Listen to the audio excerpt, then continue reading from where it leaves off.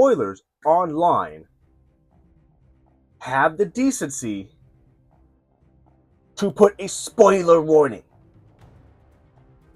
Don't just say, oh, hey. Now, this, ladies and gentlemen, this is how you follow Magneto's death.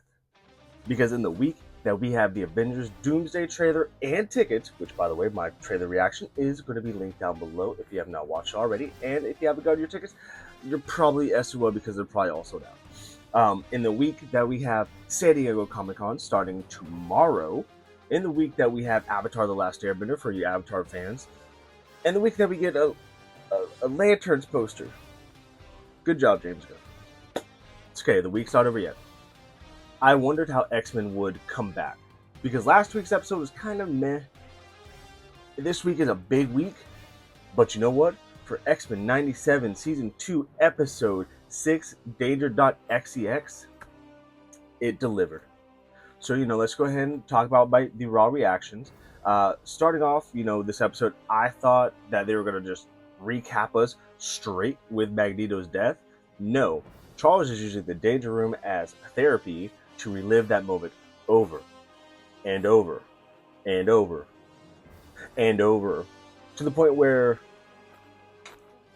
he's probably pretty close to crashing the fuck out, which, could lead to more possibly Onslaught teases, could lead to something else, who knows. Like, could you imagine if Magneto ends up coming back and him and Charles swap? Like, Magneto's the good guy and Charles is the bad guy? That'd be crazy.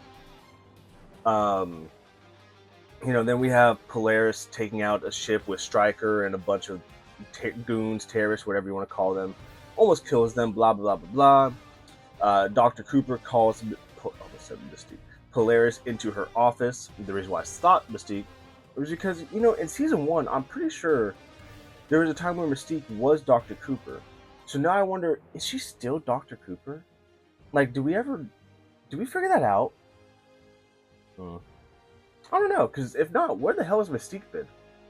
Anyways, she talks to Polaris, scolds her, basically calls her, you are Magneto's daughter, and then gives her the cannon and fires her. And, Polaris leaves, goes to the mansion. Before she gets into the mansion, we have a orientation funeral. I'm not exactly too sure. But it's, Charles talking to his X-Men and then the kids, which some of them I did recognize, like Kid Omega and Fire Chamber, I think. They're both character cards in Marvel Snap. Shout out to you, Marvel Snap fans. And during this, ceremony, the Danger Room was, looking at them very menacingly and weirdly, which we'll get to in, 5 to 10 minutes in this. Anyways, Polaris enters. She checks out all the rooms trying to find them. Sees her room is the same as it was when she left. Jean is the first person to greet her. Says, the professor told us not to change anything. And they have a nice little moment. Polaris I think her name was Laura, if I'm not mistaken, or Lauren. I think it's Laura. Her and Charles have their first nice moment together. She's talking about how she's not Magneto's daughter. They just share the same power. Charles kind of had some sentimental moments. And then we realize why the Danger Room was looking at them very weirdly. It starts to go Terminator on their ass. We get an alert that something happened in the Danger Room. The kid got hurt and he almost died. They revive him, don't worry. But then as they're doing that, they get a perimeter breach. So Storm, Forge, and Morph go all the way out to the front, leaving Bishop and Polaris in the Danger Room with a bunch of the kids. Still not a fan of Forge, but it's whatever. Anyways, during this time, the Danger Room starts attacking the X-Men, trying to kill them, and also trying to push Laura to the edge to where she crashes out, and she uses her powers, starts to hurt the kids, but at the same time, it gives the Danger Room enough power to become sentient, to become its own body, to become its Ultron, if you will. And then as soon as it gets its body, it packs up Bishop and Laura like nothing. Drops them like a bag of rocks. And then it they, I don't, whatever. It leaves to go to Genosha, where Charles, Scott, Jean, and Hank are there, doing their thing. And unfortunately, because of the government, the only person that could go to Genosha, because of rules, is Polaris, which I hate the rules. I think that's really fucking stupid. I think it was stupid with the Sokovia Accords. I think it's stupid with this, but it's cool that there's like parallels with the two. Anyways, Polaris warns the Charles and gang. Danger Room gets there, packs up Scott and Jean, packs up Hank, starts to pack up Charles, but Polaris arrives just in time. They kind of go have like a little stalemate back and forth, and it gets to the point where Charles tells Polaris, Laura, that you are your father's daughter. You can do the same things that he can. You can take her out. But she's like, I never knew my dad. I can't do that. And Charles says, I will share with you my memories. And it's very sweet. You know, we get flashbacks to Genosha. We have flashbacks of Magneto popping off, doing Magneto things. And, you know, Polaris just wipes out and fucks up Danger Room. You know, she goes Magneto. And then I guess technically she then officially joins the X-Men, if you will. But Charles has an epiphany. He realizes there is only one true way to honor Magnus's memory, and that is to form X-Corp. X-Corp.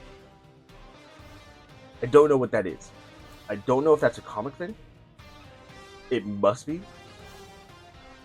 It must be maybe some way for them to do what they do in a loophole without having to go against the government. I only say that because the X Factor team, Dr. Cooper, was saying, you know, this isn't going to fly, you know, he's trying to get his X-Men back together, we're going to stop him, whatever, blah, blah, blah, blah, blah. So that just leads to that, you know, we're definitely going to get a confrontation between X Factor and X-Men coming up soon. And then the episode ends kind of where they're in the X-Corp building, they're in their new suits, the leather suits, honestly, kind of fire. Nightcrawler, the fit, we see it, my dude. That shit is clean. Charles is talking about, you know, it's time to face the real danger, which is Apocalypse. And speaking of which, we go to Athens. Shout out the Odyssey. He is finishing up a project, if you will. And this project was spoiled for me on Twitter. Because, you know, I woke up this morning, I was like, is there X-Men today? I don't remember. Open up Twitter. The first thing I see is this.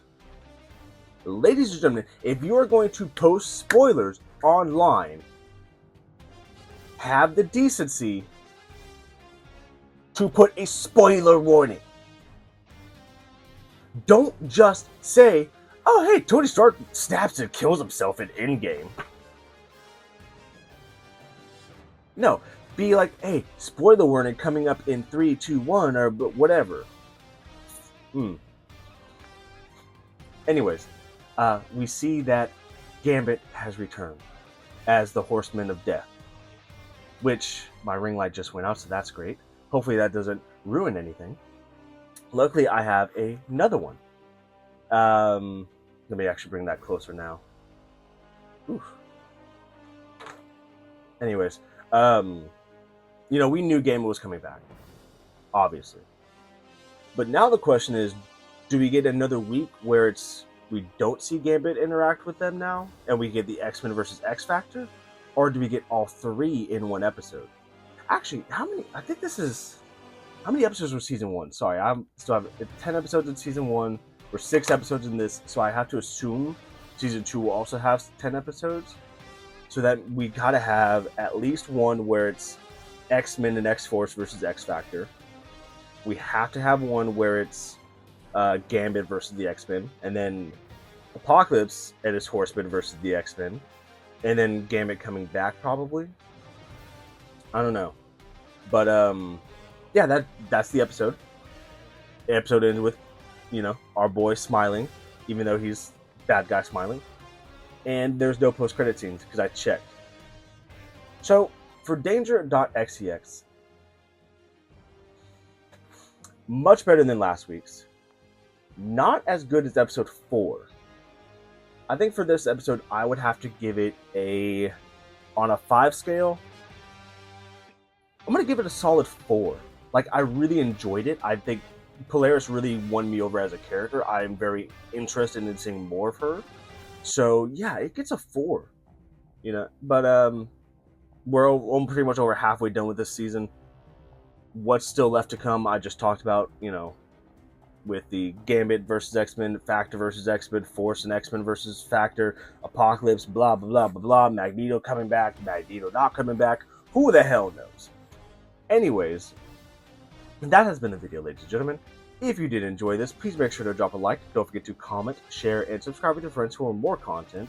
Like I said, this week is Comic-Con week, so on Saturday, when Marvel has its Hall H panel, you can expect probably a TikTok and a YouTube short from yours truly on Saturday morning, talking about everything that was announced, because I'm sure we're going to get some good shit. And I think DC has a panel, I think also Saturday? I'm not too sure. But anyways, whatever Comic-Con news happens, your boy's going to cover it as long as it involves this channel. So, until next time, ladies and gentlemen, let's sit back, relax, go get your Doomsday tickets, go watch this episode of X-Men, go watch Avatar: The Last Airbender on Friday if you like that, and get ready for Saturday's Hall H panel. Until then, this has been the Geek Takeover, signing out.